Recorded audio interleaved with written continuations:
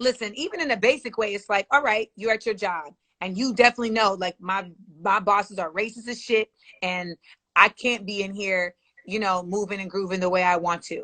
But you start creating outlets for yourself to do that.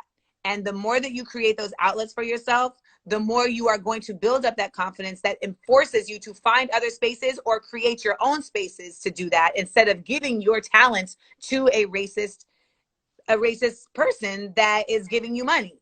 Yeah. And the goal for all of us is to be able to get our livelihood and functionality from sources that are not oppressing us at the same time. That is the goal. That's the economic independence that Brandon is speaking about. Right? Yeah, that's what I'm talking about. Do you want to be Barry Gordy? That's But what not everybody is Barry Gordy. No.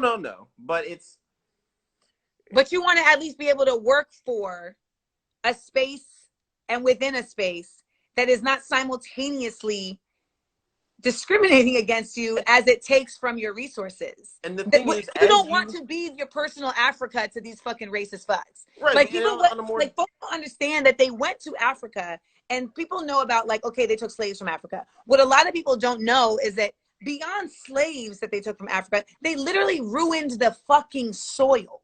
They took crops that had no business growing in Africa and brought them crops like the white bean. And they decided, you know what, we're going to grow the white bean over here. And they didn't give a fuck about the fact that the white bean in that particular soil took the nutrients out of the soil. And so it made the soil no longer useful to be able to grow the crops that those people were living on. Which created a greater mass exodus of these people, which made them far more disparate, which made them easier to pick off and colonialize and take control of their economic resources, which they have to this day.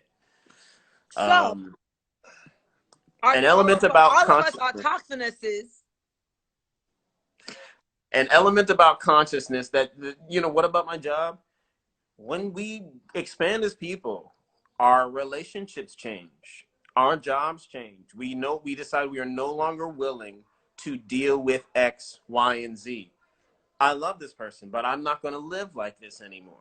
You know what? I need to work, but look at Maite. Hola, Maite. Okay, go on. Yeah, like I work here, but I can no longer make these kinds of decisions. This compromises me too much.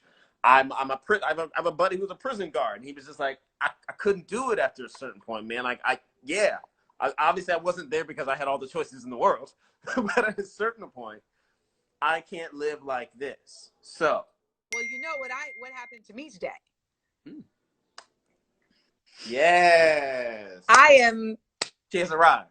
I've arrived because my contract is up at the Real, and I did not renew it, because it doesn't feel good to my soul to be at a place where I cannot speak to my people the way they need to be spoken to, and where the people who are speaking to me in disparaging ways are not being handled. Mm-hmm.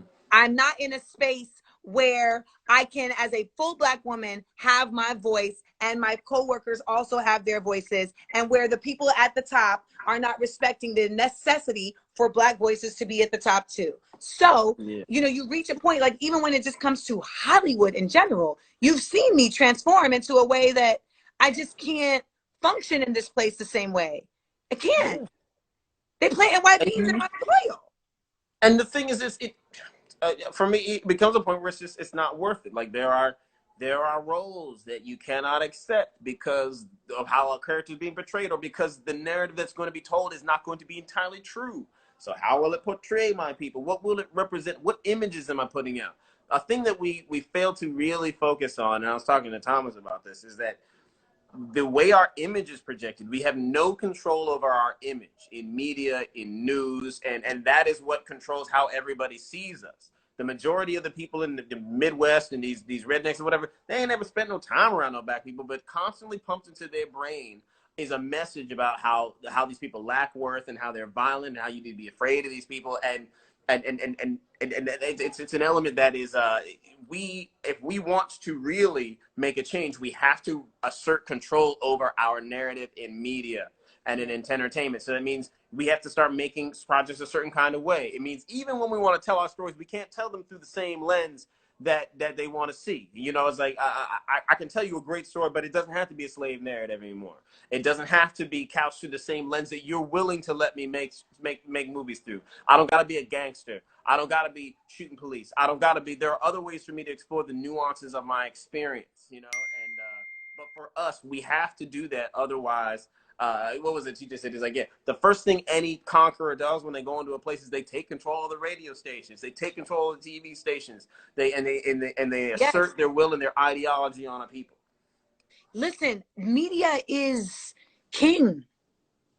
Media is king. That's why, like, spaces like the Shade Room and, you know, and Gossip and Baller Alert, like, I know that there's a certain levity that is enjoyed in those spaces, but I really do get concerned about how they are detrimental in conditioning us to publicly disparage each other. Mm-hmm. You know, and when we look at other groups that don't do that, we have to be conceptually not necessarily saying like we need to be like them, but I think the best idea wins. And we have to be able to look at other folks and say like, well, they may be trash, but they got that right. They got that right. 1670s, 80s. All our black music was about love. It was about relationships, about black empowerment. And then when you come out into hip hop, we're talking about a black consciousness, black power, and then you get an infiltration of music and a commercialization of music, and then suddenly the most influential thing for black people is music. And so then suddenly 1000%. our messages are the degradation of our people and our neighborhoods, the degradation of our greatest asset, black women.